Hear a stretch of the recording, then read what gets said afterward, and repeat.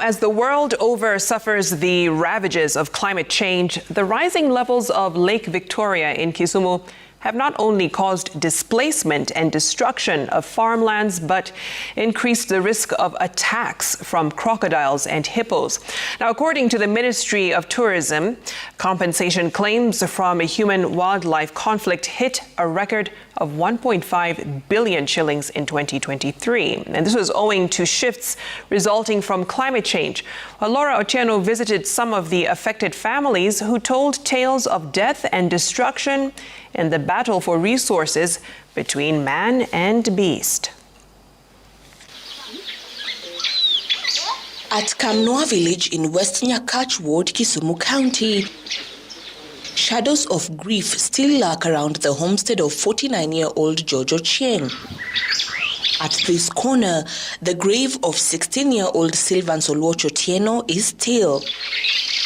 Sylvans met his death on 19th of February at the banks of River Sondu. Nilikuwa safarini Bomet. Nikapigiwa simu mtoto wangu alikuwa amepeleka ng'ombe kwa maji. Kulisha kukunywa maji ili arudi aende shule. Kitu kama saa 6 hivi mchana. Ndipo akavamiwa na hiyo mnyama akauawa. This portrayed the remaining physical memory of dreams cut short by the marauding hippos that laid terror in Kamnwa village. Alikuwa class 8, alikuwa anaenda kusit. Angesiti mwaka angepata result. Na huyo mtoto, he was the best. He was the next one. He was the best in the school. Kwa na mimi ni mtu wa national. Alikuwa ananiambia baba, mimi sitakupelea matatizo, mimi nitapata sponsor, lazima niende Maranda.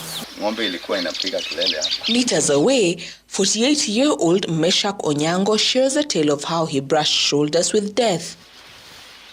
At around 10 p.m. in February this year, what Meshach thought would be a routine inspection of his cowshed turned out to be a brutal encounter that almost robbed him of his life.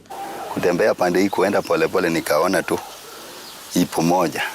Kumbe ilikuwa ndani ya ng'ombe. Jaribu kufukusa. Kumbe mtoto yake ilikuwa pande ile. Halafu akanifuata. Baadaye akaniuma tumbo. Mala akatoka. Halafu nikaanguka chini, nikapiga kelele. Though lucky to be alive, a dislocated shoulder and an invasive wound that is yet to heal, Meshach is unable to farm and has since sold all his cows to fend for his family. Sasa hivi vile dunia ni ngumu. Mimi nilikuwa naweza tumia 20,000 kwa mwezi. Lakini sasa hii hata 2 peke yake huwezi pata. Sababu ile kusaidia saa ingine mtu hayana. Sasa saa ingine unalala njaa. Maisha inaendelea tu namna hiyo. Kwa kesho Mungu anaweza fungulia iwe njia. According to data from the Ministry of Tourism, compensation claims from victims of human-wildlife conflict hit an alarming 1.5 billion shillings by 2023, compared to 400 million shillings between 2020 and 2021. The ministry attributing the increased number to competition for resources after the country suffered a dry spell in 2022, forcing animals to seek for food and water in human settlement areas.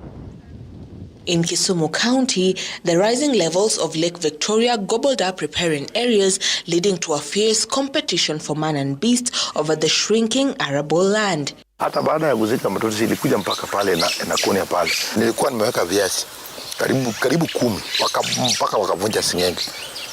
Wamesani pea hasara, hata saa nyingine unaenda kuchunga, hata unagonga na kitu haiendi na kuangalia tu hivi.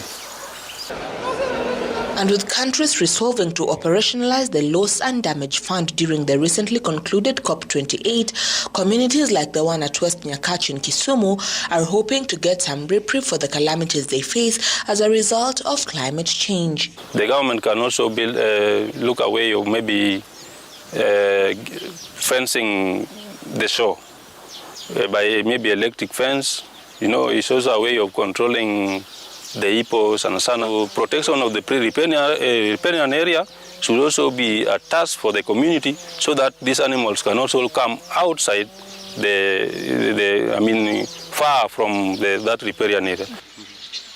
It is at this very spot that 48-year-old Meshach Olo came face to face with death.